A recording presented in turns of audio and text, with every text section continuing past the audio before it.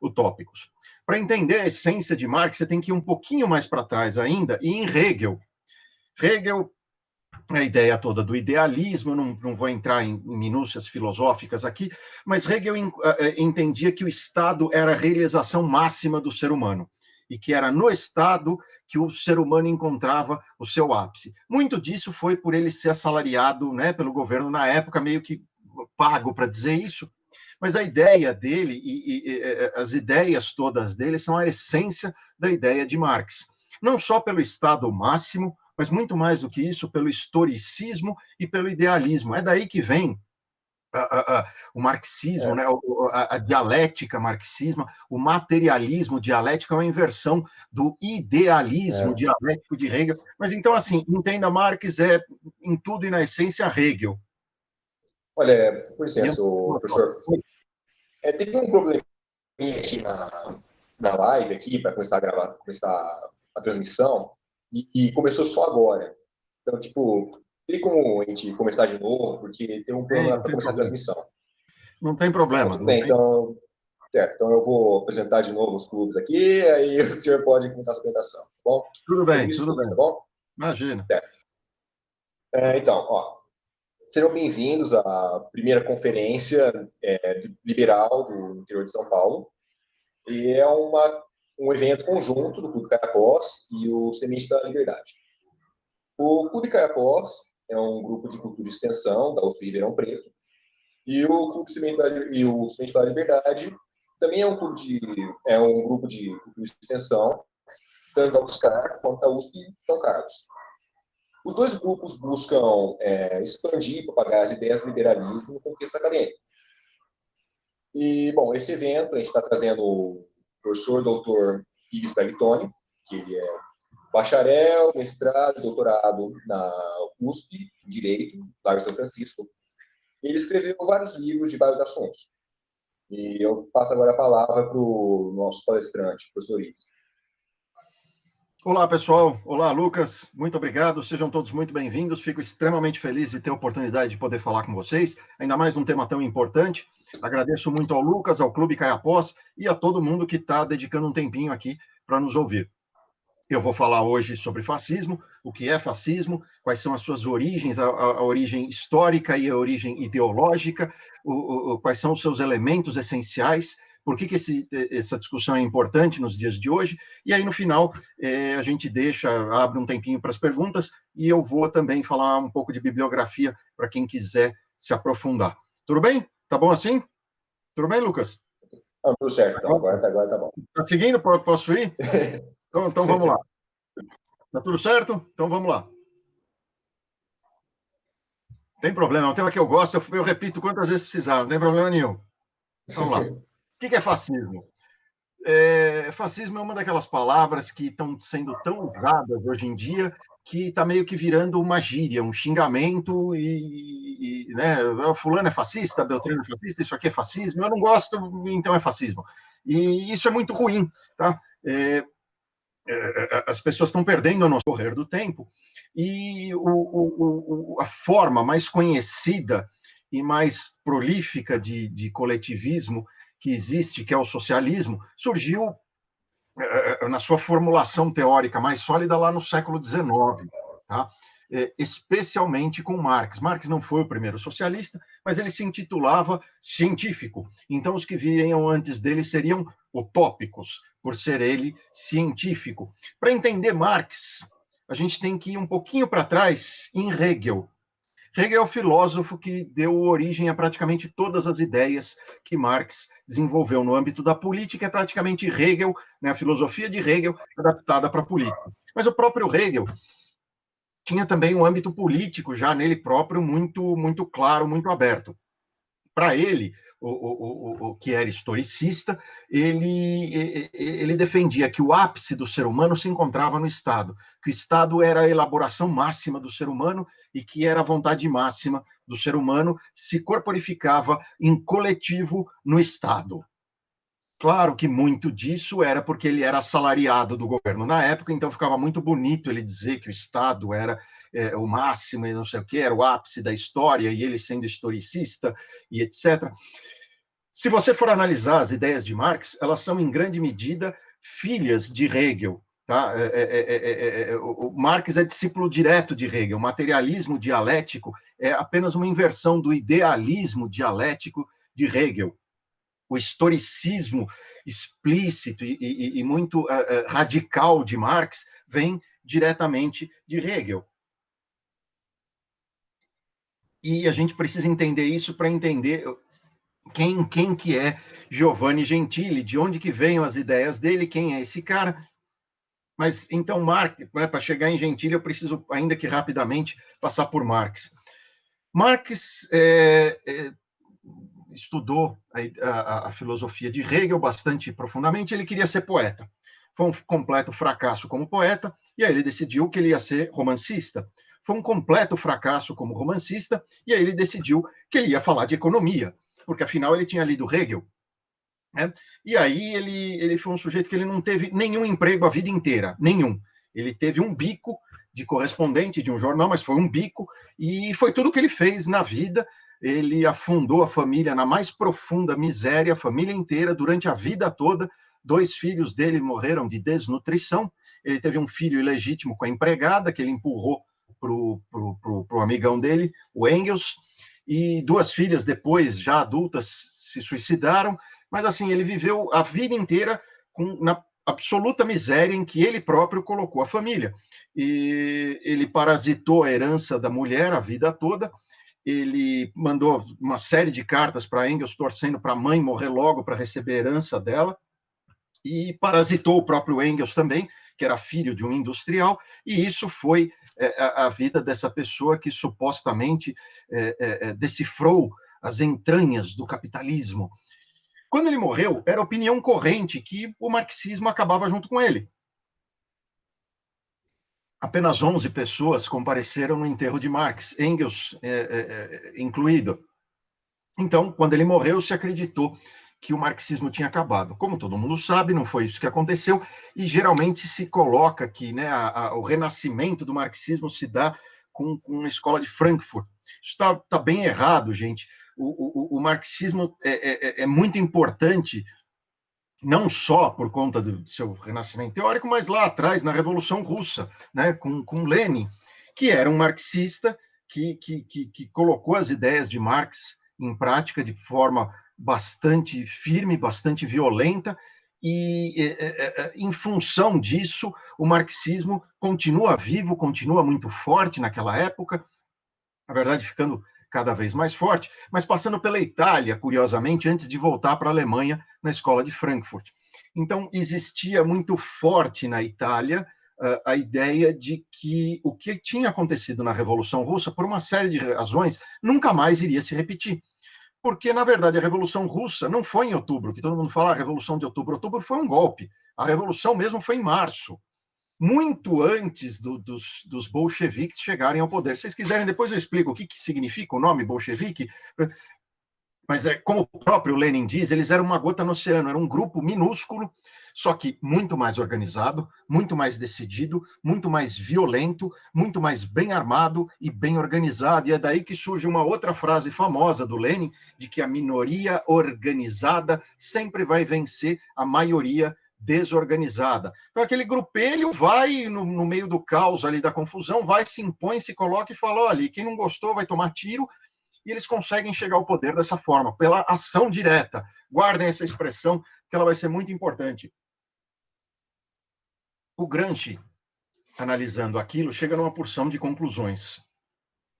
A essência da ideia marxista não é o conflito de classes, não é a mais-valia, não é a exploração do trabalhador. Essas ideias todas são importantes, mas a ideia fundamental no marxismo inteiro, e não só no marxismo econômico, mas no marxismo como um todo, é o historicismo, que ele traz diretamente de Hegel.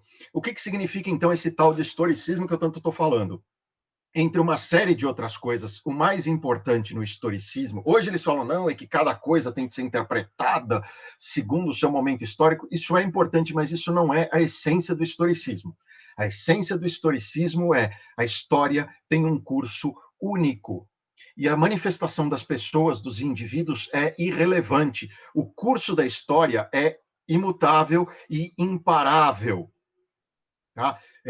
O indivíduo querendo alterar o curso da história é como, imaginem uma formiguinha ali nadando no rio Amazonas. O historicista pensa dessa forma. A história é o rio Amazonas. Os indivíduos são as formiguinhas que caem ali no rio Amazonas. Elas podem se debater à vontade, elas realmente acreditam que se debatendo elas estão mudando a corrente, mas é uma ilusão arrogante que não acontece. A prova que os Ele tem um destino para a humanidade, então. Ele tem um Oi? destino para a humanidade. Eles A ideia evitam a palavra destino, mas a ideia é mais ou menos essa, tá? Você nunca vai. Destino tem uma conotação um pouco religiosa, então eles evitam essa palavra. Mas a ideia é mais ou menos essa: que a história tem um curso e o que os indivíduos fizerem é irrelevante, porque a história vai se manifestar dessa forma. A prova que os historicistas trazem de que a história anda desse jeito é nenhuma. Eles simplesmente afirmam. Hegel afirma, Marx afirma, e eles afirmarem, eles acham que que é suficiente, tá? O que acontece? Quando o ideólogo faz uma previsão e ele está errado, ele pode dizer, olha, eu errei num fator aqui ou ali. Quando um historicista erra uma previsão, significa que ele errou tudo. Porque no conceito dele, a história tem um caminho único. E se ele estudar bastante bem a história, ele consegue desvendar os mecanismos pelos quais a história trabalha. Então, diferente de uma pessoa que não é historicista, que fala, olha, eu achei que o país X ia ser o mais desenvolvido do mundo. Eu errei, mas isso não muda as minhas premissas. A ideia geral que eu tenho está correta. Quando um historicista diz que alguma coisa vai acontecer do jeito A ou do jeito B, e aquilo não acontece, significa que todo o sistema dele está errado, ou até que o próprio historicismo está errado. Gramsci nunca vai admitir isso, mas é exatamente isso que ele enxerga no marxismo. Marx, durante o tempo de vida dele, ele percebe que as coisas estavam acontecendo exatamente ao contrário do que ele previa. Ele previa que os salários iam se reduzir cada vez mais. A história mostrava exatamente o oposto. Conforme iam passando as décadas, os salários iam aumentando. Ele dizia que o desemprego ia ficar cada vez maior, porque a população ia aumentar. A população aumentou e o desemprego ficava cada vez menor. Ele dizia que o número de capitalistas ia diminuir cada vez mais, porque um ia comprando, eles iriam se reduzindo, e acontecia tudo exatamente ao contrário do que ele tinha previsto. Exatamente o oposto. Então entendam que isso não é simplesmente uma previsão que deu errado. Isso é a essência do marxismo mostrando que estava equivocada. A própria Revolução Russa mostra o quanto o marxismo estava errado, porque a Rússia é um país praticamente feudal. Enquanto que Marx dizia que não, que a revolução socialista, primeiro, para chegar no comunismo depois, ela iria ocorrer nos países mais desenvolvidos, em que o capitalismo fosse mais avançado e que suas contradições iam se aprofundar mais. Gramsci não admite nada disso, mas enxerga todas essas coisas. E aí ele diz de um jeito muito simples, olha, a revolução proletária não vai acontecer. Nesse pontinho aqui, Marx estava errado. O resto todo ele não fala. Fala, não, revolução proletária não vai acontecer. E essa é uma ideia que estava muito em voga na Itália. Tá? Não é que Gramsci não foi original, é só que é o zeitgeist de determinadas ideias. Vocês vão ver que várias invenções são, às vezes, criadas ao mesmo tempo em lugares diferentes por pessoas que não tinham o menor contato, como o telefone, com uma série de coisas.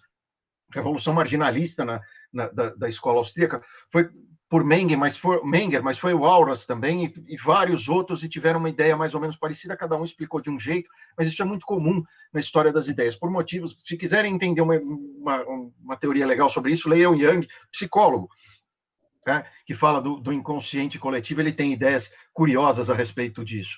Mas, de qualquer maneira, o que o Gramsci enxerga é que não vai haver revolução proletária. O proletário não está ganhando menos, isso ele não fala, vamos lembrar, mas ele percebe que o proletário não está ganhando menos e ele não vai se revoltar e não vai acontecer nada daquilo. Então, Gramsci põe o foco dele na cultura. Isso é muito interessante, Gramsci é muito legal, recomendo que vocês leiam os cadernos do Cárcere, mas a ideia geral de Gramsci que eu quero trazer aqui não é o ponto de que ele, para desenvolver o marxismo, para chegar na Revolução Socialista de Marx, ele foca na cultura. O ponto é que ele foca na cultura. Ele diz, olha, as classes dominantes, elas têm também uma cultura dominante, e é por isso que o proletário não vai se revoltar. O ponto que eu quero chegar aqui é o seguinte, que ele usa. Essa é a essência da teoria, reduzindo muitíssimo, tá? Mas essa é a essência da teoria gramsciana, e que ele vai chegar no seguinte: não adianta querer enfrentar as forças militares, você tem de cooptá-las. Não adianta querer enfrentar a igreja, confrontar a igreja, você tem de cooptar a igreja. Se você já ouviu falar em teologia da libertação, você sabe exatamente do que ele estava falando. Conciliar catolicismo com marxismo é impossível. Eles conseguiram. Pecepa vai dizer que essa teoria foi criada diretamente pela KGB, não sei se é verdade, mas o que Gramsci diz é: você precisa cooptar a cultura, cooptar os grupos que eventualmente você quer combater, e aí cooptar a própria burguesia. Quando você vê o Esquerda Caviar de Higienópolis e Leblon, você entende perfeitamente o que é isso. Né? Ou como Lenin falava, o capitalista vai nos vender a corda com que iremos enforcá-lo. E o Gramsci era trotskista, tá? Mas ele admirava muito Lenin e praticamente peculiarmente as estratégias de Lenin. Mas o ponto para Gramsci é que todos esses grupos precisavam, via cultura, ser cooptados e não confrontados. Uma outra coisa que impressionou Gramsci foi o fato da grande fome. Né? Logo depois que Lenin assume o poder total, ele coletiviza as fazendas e acreditando que isso, sinceramente acreditando pelos escritos de Lenin, dá para ver isso, ele sinceramente acreditava que a Rússia, que já era o celeiro da Europa, iria virar uma potência agrícola maior ainda. Acontece exatamente o oposto. Né? E a Rússia passa por uma fome como nunca tinha acontecido na sua história.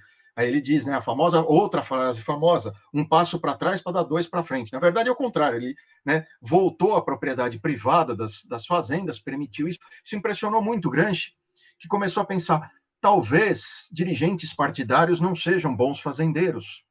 Talvez o fazendeiro seja bom não como dono, gerente da fazenda. Talvez o dono da indústria, que não vai mais ser dono de indústria nenhuma, talvez fosse bom como um gerente de indústria. E começou a formar essa ideia, você não precisa matar, você não precisa destruir. A mesma coisa para os sindicatos. Você não precisa matar o sindicalista como estão fazendo na Rússia, que ainda era Rússia e não União Soviética na época. Você tem de cooptá-los via cultura, e eles vão aceitar aquilo de uma tal forma que eles vão se tornar a gente a seu favor, e não o contrário. Entendido esse caldo cultural da Itália, que origina Gramsci, a gente consegue entender uma contraparte do Gramsci, que é o Giovanni Gentili. Giovanni Gentili é criador, junto com Croce, aqui no Brasil falam Croce, né? Croce, acho, em italiano se diz Croce, porque desculpa, às vezes para virar acha. Então, Croce em italiano, Croce em português é Croce com C. É o criador do neo-idealismo em português. Ele, na época, era considerado um dos intelectuais mais importantes da sua época, não um dos intelectuais marxistas mais importantes, mas um dos intelectuais mais importantes de todos. Quando ele escreve o Reforma da Dialética Hegeliana, ele propõe um idealismo ainda mais radical do que do próprio Hegel. E é a partir dessa época que se costuma dizer que o Gentili era mais hegeliano do que Hegel e mais marxista do que Marx. Né? Ele chega em ideias, analisando o marxismo, estudando o marxismo e, particularmente, estudando a Revolução Russa e a atuação de Lenin, ele chega em conclusões parecidas com a do Gramsci, mas por um caminho diferente. Ele pensa na nação. Ele enxerga a Rússia, o que está mantendo o russo unido? É o amor à pátria, o amor à nação, é a natureza nacionalista dele, é o caldo cultural, mais do que da cultura propriamente, de cultura A ou cultura B de classe dominante, mas a cultura nacionalista, o desejo de pertencer a uma nação, a ideia de que pertencemos a um todo. Era dessa forma que o Gentili via o seu coletivismo. Então, ele pensava num nacionalismo muito intenso. Mas, da mesma forma que Gramsci, é aí que eu quero chegar, ele via esse nacionalismo como caminho para levar ao socialismo. Mas ele também entendia que esse nacionalismo não deveria fazer com que as classes se matassem, se confrontassem. Gentili acreditava que, via nacionalismo, os conflitos de classe não iriam levar ao colapso da sociedade capitalista. Eles iriam superar as contradições do capitalismo. Então, de maneira, por um outro caminho, que é o do nacionalismo, mas ele tinha ideias parecidas com a de Gramsci, no sentido de que a igreja não devia ser confrontada, menos ainda num país como a Itália, que era tão católico. A igreja tem de ser cooptada. Os sindicatos não devem ser destruídos ou confrontados ou exterminados, como estava acontecendo na Rússia. Eles têm de ser cooptados via nacionalismo, via o amor à pátria. Aquela ideia puramente hegeliana, lembram daquilo? De que o Estado é a conformação máxima do ser humano, que via Estado, o ser humano atinge o seu ápice. E aí ele vai ter uma frase famosa que explica isso perfeitamente. É preciso que haja um projeto de Estado que se confunda com a nação. Isso é Hegel puro, mas Hegel levado assim no extremo do extremo. É então que ele cria a ideia do socialismo nacionalista. Esse nacionalismo vai criar um projeto de Estado que vai se confundir com a nação. E o indivíduo vai virar uma massa uniforme feliz, uniformemente feliz, nesse grande todo universal, que vai ser a pátria italiana do jeito que foi, que está sendo, com a pátria russa. Não é cultura que está fazendo com que o povo russo fique unido em prol do... Unido nada, ele tinha se tornado escravo, mas era assim que Gentili enxergava. É um nacionalismo que está fazendo o povo russo levar o socialismo adiante. Percebam, então, o quanto que existe de semelhança, tem essa diferença importante, mas percebam, então, a fundamental a correlação que existe entre esses dois neomarxistas. Eles jamais usaram essa palavra, esse termo veio depois, e hoje em dia os marxistas não gostam dele. Mas eram neomarxistas, porque muito do marxismo eles tinham ou abandonado, ou na visão deles, superado. Tá? O Gentili, tudo bem? Tranquilo até aí? O Gentili provavelmente continuaria sendo, por toda a sua vida, um professor universitário, como ele sempre tinha sido, se não fosse o surgimento de um novo personagem nessa história. Um personagem que nasce socialista. Ele é filho de um ativista radical, e, na verdade, ele antes de nascer, ele já era socialista, porque o nome dele foi escolhido em homenagem a um revolucionário mexicano. Ele nasce nesse berço socialista desde muito pequeno. Ele é aquele chato, desde muito criança mesmo. Ele é aquele garoto chato que o professor vai tentar explicar de matemática, ele começa a falar de consciência de classe, e começa a falar de mais-valia, e quer que o professor dê o exemplo da matemática usando mais-valia. E era meio obcecado com isso. E muito violento, foi expulso da escola logo nos primeiros anos por atacar um colega mais velho com faca. Né?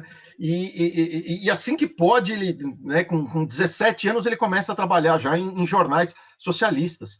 E vai depois, ele vai trabalhar no jornal mais importante socialista, que é o jornal oficial do Partido Socialista Italiano. Ele é filiado assim que ele mentiu a idade para conseguir se filiar no Partido Socialista mais cedo do que permitia a lei. Então ele se torna, ele vai preso um período por uma série de motivos. Ele vai trabalhar no Avanti, que é o jornal oficial do Partido Socialista Italiano, e se torna editor do Avanti. Olha a importância desse personagem. Mais para frente, ele vai se tornar líder do PSI, que é o Partido Socialista Italiano. E aí estoura a Primeira Guerra, ele é convocado para a Primeira Guerra, e na Primeira Guerra ele vê na prática aquilo que Gentili tinha deduzido na teoria. Ele conclui que o soldado burguês e filho de burguês italiano não tem o menor problema em dar tiro no soldado burguês ou filho de burguês do Império Austro-Húngaro. Que o soldado operário italiano não tem o menor problema em dar tiro no operário do Império Austro-Húngaro. A fidelidade não era para a classe, absolutamente não. Mesmo entre aqueles como ele, que eram socialistas, a fidelidade era para o país, para a nação. e não para o partido, ou para a classe, ou para coisa alguma. E aí ele começa a desenvolver uma ideia de socialismo nacionalista também, assim como Gentili. Lenin, na Primeira Guerra, né, durante a Primeira Guerra, Lenin é financiado pela Alemanha, enviado para a Rússia para desestabilizar a Rússia, para fazer o que fosse possível para derrubar a Rússia e tirar a Rússia da guerra. Nesse aspecto, ele é bastante bem sucedido. E quando volta da Primeira Guerra, esse nosso personagem continua escrevendo a favor da guerra. Na época, a Itália era inimiga da Alemanha, não, né? A gente tem na Segunda Guerra a ideia da Itália aliada da Alemanha. Ele volta e escreve em vários jornais, inclusive o Popolo de Itália, que era um jornal extremamente importante, que a guerra tinha sido muito importante, tinha sido ótima para a Itália recebeu uma série de territórios, etc. E ele fala da ação, de quanto isso é importante, e ele impressionado também com a atitude de Lenin, mas Moscou fica revoltada com isso, né, do fulano escrevendo a favor da guerra. Porque, vamos lembrar, Lenin foi pago pelo governo alemão para acabar com a participação russa na guerra. Quando a gente fala, então, de um socialismo nacionalista, a gente tem que entender que ele tem esses dois aspectos. O primeiro é aquele teórico lá do Gentili, de que a união em torno de um projeto de Estado vai superar as contradições do capitalismo e vai fazer com que o socialismo se desenvolva naturalmente, desde que a nação esteja unida e o nacionalismo, etc. Esse é um aspecto do socialismo nacionalista. Um segundo aspecto muito importante tem a ver com a época, com o que estava acontecendo. Todos os partidos socialistas no mundo, na época, recebiam dinheiro de Moscou, e Moscou dizendo, olha, vocês têm de nos obedecer, nós somos os criadores do socialismo. Então, dentro desses partidos, tinha sempre duas facções, a facção que concordava que devia obediência total a Moscou, e as facções nacionalistas de socialismo. É o segundo aspecto do socialismo nacionalista, no sentido de que não só a exaltação da nação e que a nação unida que vai superar o capitalismo e vai chegar ao verdadeiro socialismo, mas nacionalista no sentido de não obedecer a Moscou. Moscou ficava, obviamente, revoltadíssimo com isso, né?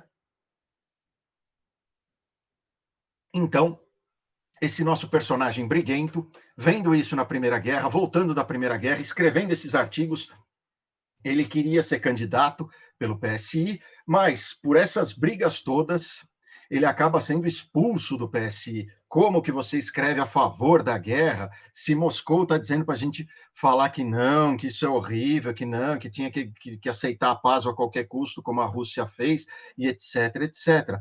Ele é expulso do PSI, mas fica tão impressionado com o sucesso de Lenin, pela ação direta de Lenin, da minoria bem organizada, ele fica tão impressionado com isso que ele fala: eu não vou criar outro partido, eu vou criar uma milícia. Porque essa história de chegar ao poder com partido, com não sei o quê, e etc., isso é um absurdo. O negócio é chegar ao poder pela força, a força é o que funciona. Lenin provou isso na prática. Então ele cria uma alternativa ao socialismo bolchevique do PSI, do qual ele sai, do qual ele é expulso, e ele leva um monte de gente com ele. Muita gente do PSI sai junto com ele. E vai, então, criar não um partido, mas uma milícia. E aí, esse grupo, já em contato com Gentili, Gentili diz o seguinte para ele: olha, muito interessante vocês fazerem a milícia. Isso vai dar bons frutos. Mas vai ser muito melhor se vocês unirem a força bruta, a força da milícia, com um partido. Usem as duas coisas. Crie também um partido.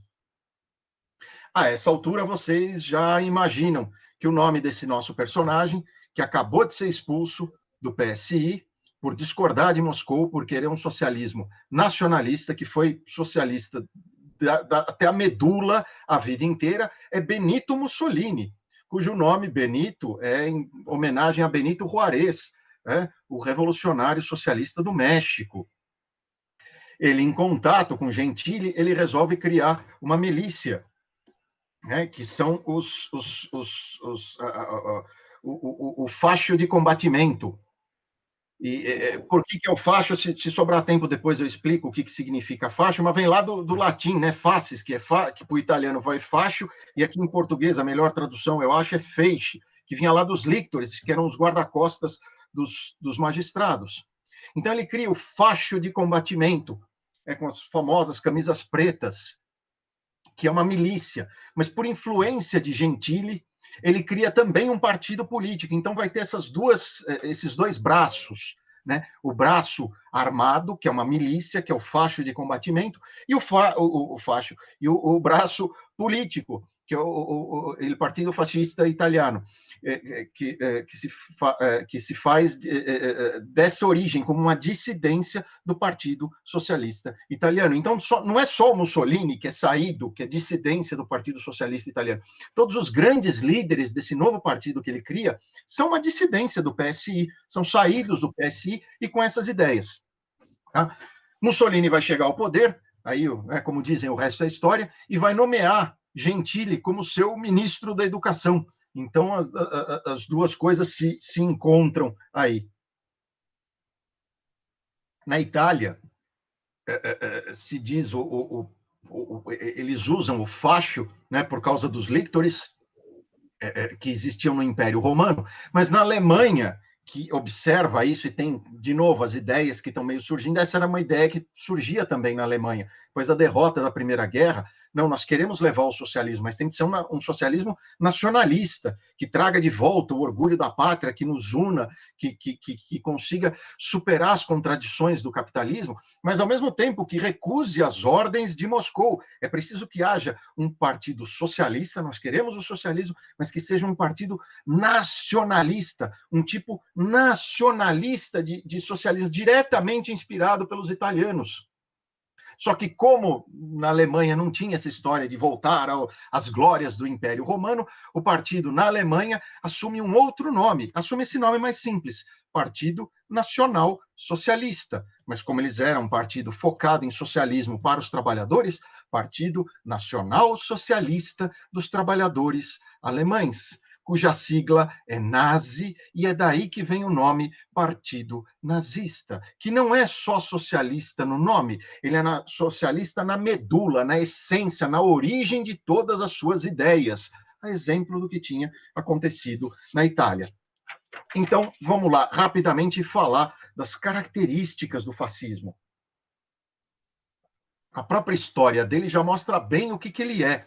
É um socialismo em que nós não vamos expropriar diretamente tudo. Faremos isso quando for necessário, mas a ideia é que as contradições do capitalismo serão superadas por um projeto de nação uno e concentrado e que vai levar todos para o mesmo caminho. E, eventualmente, a gente até suporta os sindicalistas, desde que eles estejam de acordo com esse projeto nacional de socialismo, que é o Estado que define. A gente até suporta os empresários também como gerentes das fábricas e fazendas que eles outrora possuíam, desde que submetidos a esse projeto de Estado que o nacional-socialismo os encaminhará. Como mero gerente ali, ele até recebe um salário especial, se for o caso, desde que obedecendo às diretrizes do nacional-socialismo. Ou, na Itália, sempre lembrando de fascismo. Então, eu vou trazer para vocês algumas das frases do Mussolini que estão no Manifesto Fascista, que é o livro chamado A Doutrina do Fascismo. Aqui o próprio Mussolini vai explicar a essência das ideias dele, a essência das ideias do que é o fascismo. Tá? Então, a mais básica de todas, mais essencial de todas, o dia que você quiser definir fascismo em uma frase, é isso aqui. Tudo no Estado, nada contra o Estado, nada fora do Estado. Nossa, de novo, isso é Hegel. Hegel, Marx, Gentili, Mussolini. É o caminho das ideias, mas a ideia é essencialmente a mesma. Tudo no Estado, nada contra o Estado, nada fora do Estado. A essência do fascismo fascismo, desculpa, eu volta e meia eu misturo português. A essência do SH em italiano se lê com som de X, tá, gente? Vocês me perdoem. Tudo no Estado, nada contra o Estado, nada fora do Estado. La verità, já vou traduzindo, a verdade é que os homens estão cansados da liberdade. Mussolini tem essa ideia. Essa liberdade demais só gera divisão, só gera o caos. Essa suposta democracia, isso é maléfico para a sociedade. Esse livre mercado, isso é mais maléfico ainda. Isso faz os concidadãos ficarem lutando entre si, ao invés de seguirem todos num caminho unificado, que o grande líder mostra para eles, que o Estado mostra para eles, e eles se unem em torno daquela ideia. A verdade é que os homens estão cansados da liberdade. Esse aqui é legal. Hoje está na moda falar que liberal é razoavelmente próximo do fascismo, socialista agora dizer isso. Olha o que Mussolini, o criador do fascismo, disse. Se o século XIX foi o século do liberalismo, ou seja, do indivíduo, o século XX é o século do Estado, ou seja, do fascismo. A doutrina do fascismo é a ação. Ou seja, vai lá e resolve. Essa história de democracia, ficar discutindo, diálogo, isso só faz mal para a sociedade. Vejam, ele não, nessa época ele já não fala mais isso. Antes ele adorava falar nos artigos de jornal dele. Vejam o exemplo de Lenin. Foi lá e tomou o poder. Quem não gostou, toma tiro. É assim que se resolve, é isso que funciona. Né? A doutrina do fascismo é a ação. E aí, para fechar com chave de sangue, o fascismo está em completa oposição ao liberalismo. Completa oposição ao liberalismo, tanto na política quanto na economia. Isso dito pelo criador do fascismo. E não é só o que ele diz, é o que ele fez. A vida inteira dele girou em função disso. O governo dele inteiro girou em função disso. Então não é só o que ele diz, é o que ele fez, é o que ele praticou, é o que ele acreditava, é o que o fascismo é. Entendam isso. A essência do fascismo é a exata oposição absoluta do liberalismo. E não, isso é extrema-direita, que é o contrário da extrema-esquerda. Claro que, diante dessas ideias, o quê? Socialistas que não querem obedecer a Moscou? Que absurdo, pensa Moscou. Eles começam a dizer dessas facções socialistas que são nacionalistas, o mesmo que já tinham dito de Trotsky. Fazem com eles o mesmo que já tinham feito com Trotsky. Traidor, lacaio do imperialismo, você não é nem esquerda, você é extrema-direita. Fazem com eles a mesmíssima coisa que fizeram com o partido anarquista na Espanha durante a Revolução Espanhola, quando consideraram que o partido anarquista estava crescendo demais e podia se tornar um adversário. Eles mataram dos ex-aliados dele o quanto puderam e difamaram o quanto puderam. Exatamente as mesmas coisas. Vocês se mostram como socialistas, mas na verdade vocês são lacaios do capitalismo. Vocês são lacaios do imperialismo capitalista. Vocês não são nem esquerda, vocês são extrema-direita. E repetem isso até hoje, dessa facção socialista que era para eles uma ameaça. Então, quando disserem para você, não, socialismo é um absurdo dizer que fascismo é socialismo, porque eles eram adversários dos socialistas. Eles eram adversários dos bolcheviques. É só uma facção, duas facções diferentes, duas gangues diferentes, lutando pelo mesmo poder. É a mesma coisa que dizer, não, Trotsky, então, não era socialista, porque ele era adversário de Stalin. Che Guevara foi mandado para a morte por Fidel Castro. Por quê? Então, eles eram opostos? Não, é porque Fidel Castro queria se livrar do fulano que estava se tornando mais carismático e mais popular do que ele. E aí, sabia que o cérebro dele era menor do que a ganância. Não, vai lá na Bolívia, vai dar bom, vai lá, vai dar super certo você fazer uma revolução na Bolívia, você vai ter sua Cuba maior ainda, uma só para você não vai ter que disputar poder comigo. Vai lá, vai dar super certo. Por quê? Porque eles eram opostos? Não, pelo contrário, porque eles eram tão semelhantes que disputavam o mesmo naco de poder, disputavam a mesma audiência, disputavam o mesmo discurso até. Mas isso, então, explicado pelo Mussolini. Para fechar a explicação aqui das características do fascismo, entendido isso do Mussolini, você entende tudo o que você precisa, mas indo agora para o que os estudiosos dizem. O fascismo é essencialmente um movimento nacionalista, ou seja, exaltação da nação. E naquele contexto histórico, duas coisas, exaltação da nação e a ideia da nação unida e não brigando um com o outro, unida, e resposta a Moscou. independência, a criação de um socialismo independente com relação a Moscou. Opa, o que aconteceu aqui com o meu computador? Ah, nada, voltou, desculpem. Eu sou analfabeto digital, às vezes aparece um pop-up aqui que eu não sei de onde vem. Tranquilo. Não interrompeu? Não, tá tranquilo. Então, beleza.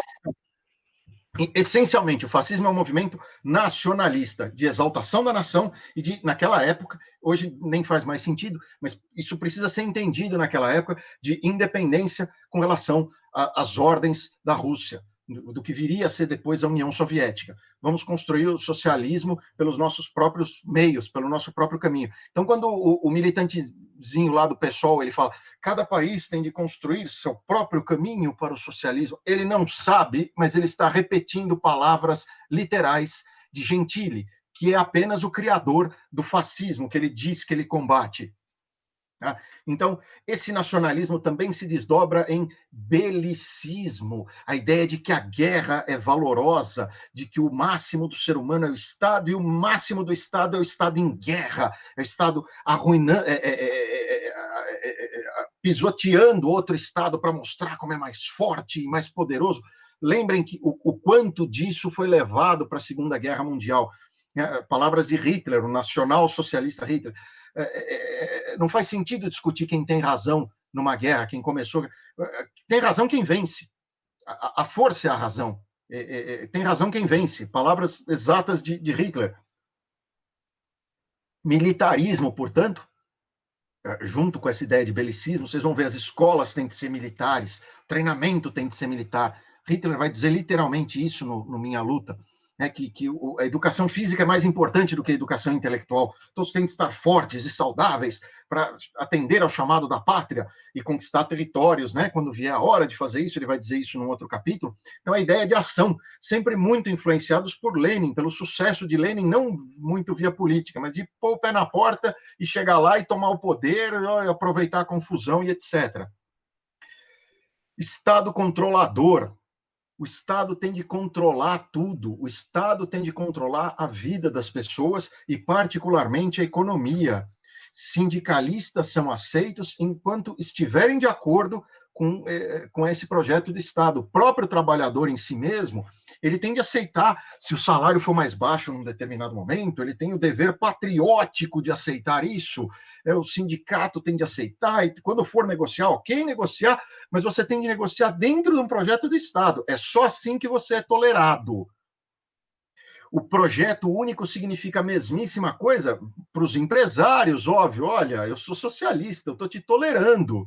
Eu aceito que você continue gerenciando a sua fábrica, porque eu entendo que é melhor quem criou a fábrica gerenciá-la do que um oficial do partido. Lá na Rússia isso não está dando certo. Com uma simples fazenda, imagine com uma fábrica. A gente te tolera, mas desde que você obedeça aos critérios do partido, desde que você obedeça aos critérios do Estado, do caminho que o Estado vai te levar. Gente, entendam que isso é um processo, tá? Isso não começa assim, mas conforme eles vão se consolidando no poder, isso vai se aprofundando. Não tal ponto que na Alemanha nazista, no começo, sim, eles usam sindicalista. Sindicalista o pessoal gosta de esquecer, mas eles falam, olha só, eles tiveram apoio do grande empresariado, eles falam como se fosse um monolito. Na verdade, alguns grandes empresários, de fato, apoiaram. Por quê? Porque eles diziam, não, se você realmente for fazer essa guerra que você está dizendo, você vai comprar de mim. E eu vou ser o maior produtor de canhões da Alemanha. Não, olha, se você for... É de mim que você vai comprar avião, tá? Então, eles usam isso como se fosse a prova de que o nazismo estava a serviço desses grandes capitalistas, quando é, obviamente, o contrário. É só ver a quantidade deles que foram terminar em campos de concentração, quando disseram uma palavra que os nazistas não gostavam, depois deles já consolidados no poder, ou ver conforme, né, quando chegou lá no final deles realmente no auge do poder, o empresário era chamado de gerente. A tradução em alemão é literalmente essa, gerente de fábrica, não dono. E era o governo alemão que decidia quem produzia, por qual preço, para quanto. O sujeito só gerenciava ordens que vinham diretamente do Estado a respeito de tudo. O empresário deixa de ser um empresário e se torna um intermediário das ordens do Estado. Nossa, que enorme diferença da União Soviética. Tem um intermediário ali que não é oficial do partido, é o ex-dono da fábrica. Nossa, realmente, é o extremo oposto do que tem na União Soviética. Mas, enfim, é o Estado controlador, um projeto único e coletivista de país, de governo, de Estado, e a ideia de que tudo é a mesma coisa misturada, a pátria, o povo, a nação, essa ideia é bem hegeliana, de novo. Pátria, nação, povo, é tudo a mesma coisa. E por isso não faz sentido falar em eleições democráticas, isso é ridículo, isso só divide as opiniões. Se houver um projeto único para todos, todos se unirão em volta desse projeto. Ele é hiperintervencionista em âmbito econômico ou então diretamente controlando. Lembra, o empresário é tolerado enquanto ele aceita o hiperintervencionismo do Estado. Se ele disser um A contra aquilo, a empresa passa a ser diretamente controlada pelo Estado. Via as grandes corporações que o Mussolini cria. Corporação, naquela época, não tem o mesmo sentido, dentro do fascismo, não tem o sentido que a gente tem hoje de grande empresa. Corporação era outra coisa completamente diferente. Corporação era uma espécie de conselho que juntava representantes dos sindicatos, dos empresários e do governo, acima deles todos, para conciliar e ver, não, vamos produzir mais disso, produzir mais daquilo, mas é o Estado que sempre dá a palavra final e concilia os interesses de uns e de outros, mas vejam lá, sou eu que dou a palavra final. Tá? Uma noção, uma ideia de decadência e renascimento. Nosso país está arruinado, mas nós vamos renascer. Nosso país foi vilipendiado, essa ideia é mais forte ainda na Alemanha. Essa ideia toma muita força com a crise de 29, né? As pessoas desempregadas, o pessoal em desespero, a propaganda de que era o capitalismo que tinha levado à crise, e isso se repete até hoje, foi excesso de liberdade, não foi o aumento de crédito alucinado do governo americano, imagina, o incentivo para comprar bolsa loucamente, claro que não foi nada disso. Os déficits acumulados por todos os países durante a Primeira Guerra Mundial também não tem influência nenhuma. Foi o capitalismo malvadão, que, curiosamente, naquele momento, por aquele momento, deu uma superprodução. As pessoas produziram demais. Eles passaram séculos produzindo, ajustando o quanto era certo de produzir, mas naquele momento, pum, ficou todo mundo completamente estúpido e produziu demais. E aí deu uma superprodução. Então, essa ideia de decadência e renascimento, de humilhação e exaltação, assumam esse caminho único, esse projeto único de Estado, nação, partido, todos unidos por um único projeto, e nós vamos renascer. Vai ser retomada a glória do Império Romano. Na Itália tinha isso muito forte, a glória de uma Alemanha unida, de um povo germânico. Na Alemanha tinha muita questão racial, né? O nazismo ele tem essa peculiaridade, ele em todos os países nacional-socialistas tem uma questão racial, mas na Alemanha ela é central. E aí a raça germânica vai se reerguer, né, da humilhação que ela vem sofrendo ao longo dos séculos. Um populismo extremado. É tudo para agradar o povo, é tudo para fazer esse populismo, tudo baseado em medidas de curtíssimo prazo para fazer a exaltação do líder supremo. Ele é essencialmente antiliberal, antidemocrata, anti-livre mercado. Todos esses elementos são fundamentais no fascismo. É socialista, mas ao mesmo tempo ele é anticomunista. Entendam anticomunista como anti-Moscou, ante aquela facção que quer me dar ordem. Eu não aceito ordem, eu vou criar o meu próprio socialismo na minha própria nação. E não, seria um completo absurdo ele ser um socialismo nacionalista e aceitar ordens de Moscou. Então, os conflitos de classe devem ser superados e não exacerbados. Os sindicatos não devem ser destruídos, devem ser cooptados. Lembrem de Gramsci? A igreja não deve ser destruída, ela deve ser cooptada. Os militares não devem ser confrontados. Os militares são patrimônio da nação, eles não devem ser confrontados, eles devem ser cooptados pela cultura para Gramsci ou pela ideia, pela noção pela pátria única, pela construção de uma nação que seja Estado, povo e pátria, tudo uma coisa só, para Gentili e para Mussolini depois. As ideias diferem nesses pontos, nesses pequenos detalhes, mas a essência é muito parecida. Né? Pensem na nossa CLT. A legislação trabalhista brasileira é essencialmente fruto da Carta de Lavoro, que é a primeira legislação trabalhista do mundo, que é a criação de Mussolini. Então, a nossa CLT tem bem essa ideia. de que sim, o empregado é explorado pelo empregador, mas que isso pode ser superado por uma legislação trabalhista mais humana e que o Estado vai determinar como é que não é, e o Estado determinando, isso supera as contradições do capitalismo, isso supera a exploração capitalista. Se todos os grupos estiverem unidos em prol desse projeto único, a nossa CLT é puramente fruto dessa ideia fascista. O fascismo é essencialmente revolucionário, ele é contrário à ordem vigente, ele é essencialmente anticonservador nesse aspecto, ele é messiânico, no sentido de ritos, símbolos e o grande líder que encaminha o país inteiro, que orienta o país inteiro. Os ritos, os símbolos e o Messias. Ele é essencialmente baseado em mobilização. Tem que ter a mobilização constante, a mobilização permanente da sociedade inteira. Estamos todos em guerra o tempo todo. Sempre tem de ter o inimigo externo e o inimigo interno. Se você pensa nisso e nessa questão de mobilização total, você entende a quantidade de líderes socialistas que, décadas depois de chegarem ao poder, continuam vestindo farda. Pensem em Fidel Castro, ele precisa ter essa ideia de mobilização total.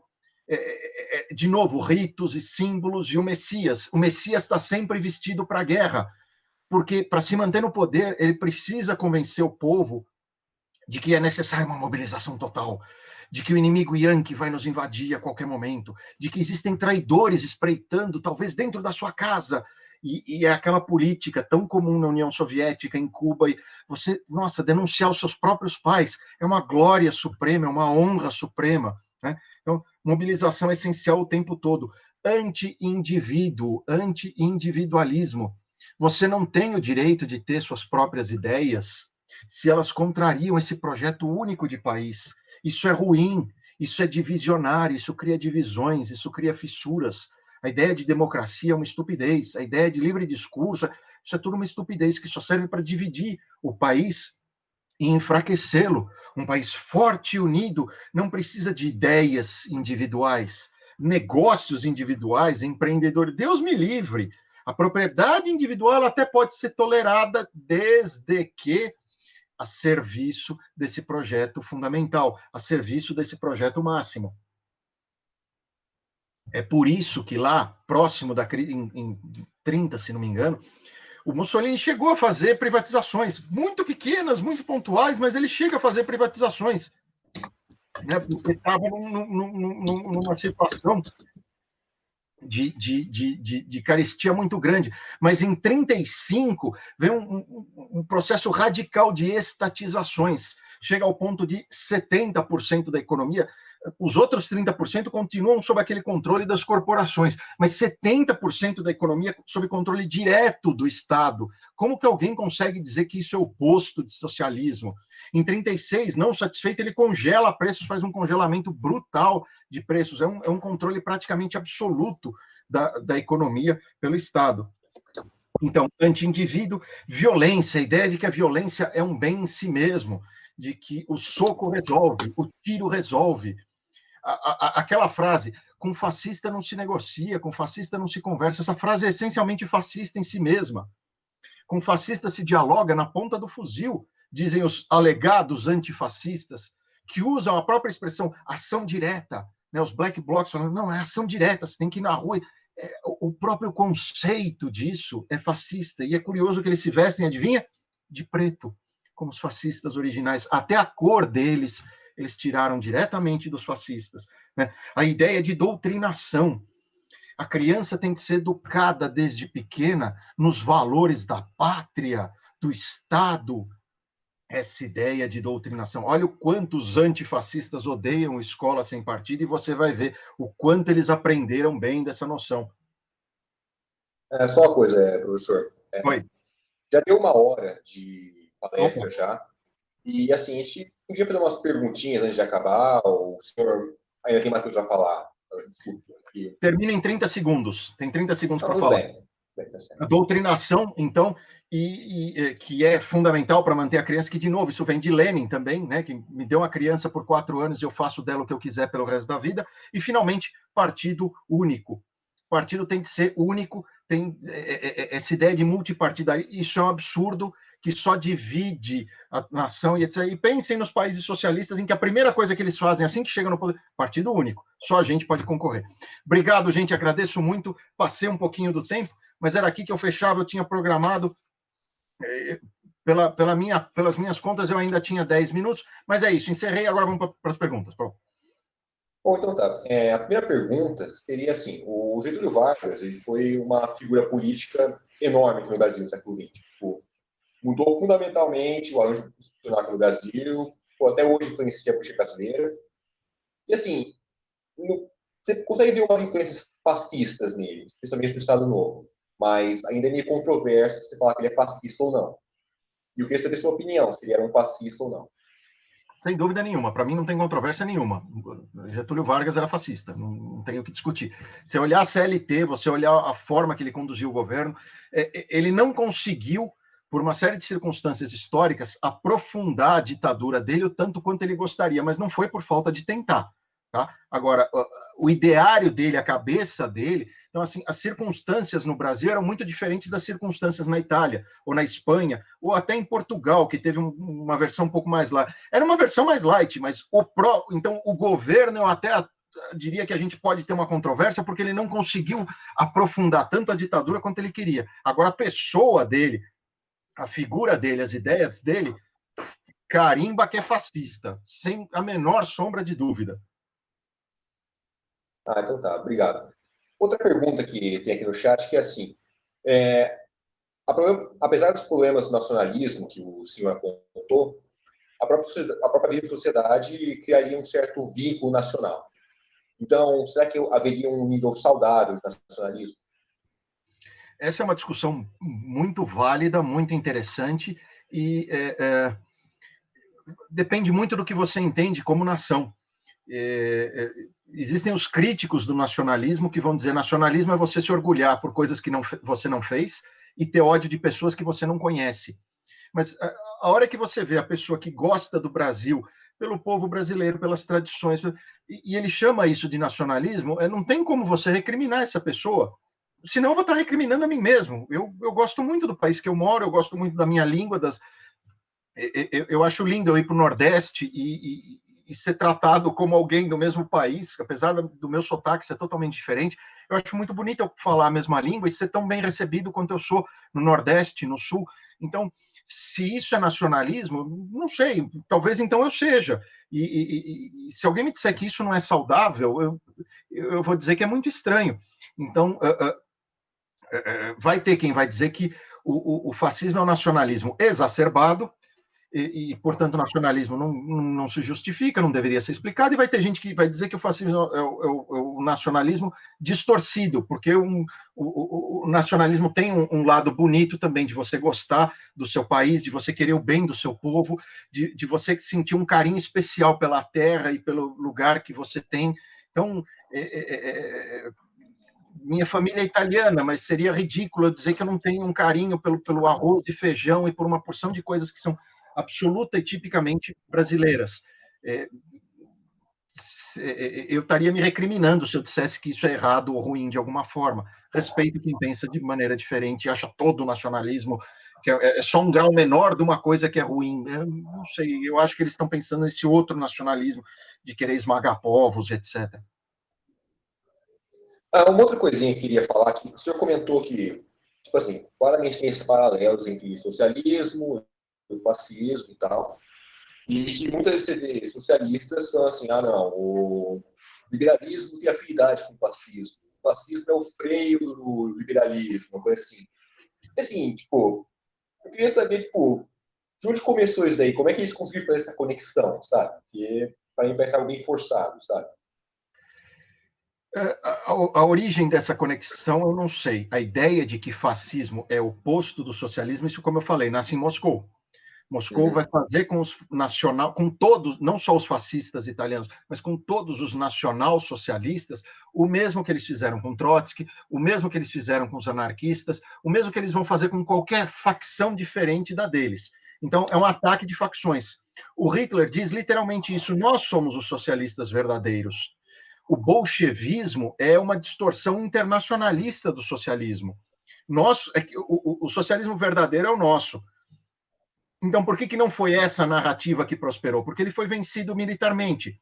Se Hitler tivesse vencido militarmente, talvez a narrativa que a gente tivesse hoje é de que o socialismo verdadeiro era o dele, e que os bolcheviques é que eram a extrema-direita, e não era o socialismo verdadeiro. Ele diz literalmente isso no livro dele, e essa era a ideia dos nacional-socialistas. A ideia, o que a Rússia está fazendo é uma distorção do socialismo, e os exemplos que eles usam olha a carnificina que eles fazem com o próprio povo, olha as crises de fome que eles estão fazendo, olha como eles são lacaios do capital internacional. Assim que conseguiu, Lenin fez empréstimos bilionários junto aos maiores bancos do mundo. Os socialistas vão dizer, não, isso é uma concessão que foi feita ali ao capitalismo para resolver problemas da nascente Rússia socialista, etc. É a mesma coisa do bolchevique dizendo, olha lá, os nazistas, eles se aliaram a alguns dos grandes capitalistas da Alemanha ou da Itália, isso prova que estavam a serviço deles. Os nacional-socialistas diziam a mesma coisa, diziam, olha lá, eles pegando empréstimo dos grandes banqueiros. A Revolução Socialista foi um maravilhoso negócio para esses banqueiros internacionais, sem risco nenhum, governo ali atuando, tá uma coisa linda. Um acusando, né? Acuse-os do que você é, xingue-os do que você é, acuse-os do que você faz. Então, essa história de extrema-direita surgiu lá, surgiu de Moscou, uma propaganda muitíssimo bem feita de Moscou. Agora, essa tentativa de vincular o liberal ao fascista provavelmente veio dessa cabecinha binária deles, de que não, o fascismo é meu inimigo, o liberalismo também é meu inimigo, então A é igual a B, porque se os dois são meu inimigo, os dois são a mesma coisa, tudo mais ou menos a mesma coisa, ou deve ser, eu sei lá. Eu gosto muito os memes vão dominar o mundo, tá? Eu gosto muito do meme que é o sujeito dizendo, olha, eu não sei o que é liberalismo, então eu vou chamar de fascismo, que eu também não sei o que é, então, sabe, tá valendo, eu não sei nenhum nem outro, então eu chamo os dois. Quer dizer, se o Mussolini diz que o fascismo é o oposto do liberalismo, como é que o sujeito tem a cara de pau de dizer um negócio desse? Se o Mussolini, mais do que dizer, ele faz do governo dele o oposto do liberalismo, como é que o sujeito diz um negócio desse? Eles pegam alguma coisa minúscula do gênero. Mussolini bebia água, o Ives está bebendo água. Mussolini, logo depois ali da crise de 29, em 30, ele fez algumas privatizações. Privatização. Tem um discurso do Mussolini, antes dessas privatizações, em que ele diz, não, olha, o Estado não tem que intervir muito na economia, porque ele queria acalmar alguns empresários. Não, nós não vamos tomar controle total de vocês, não. Não se preocupem com isso.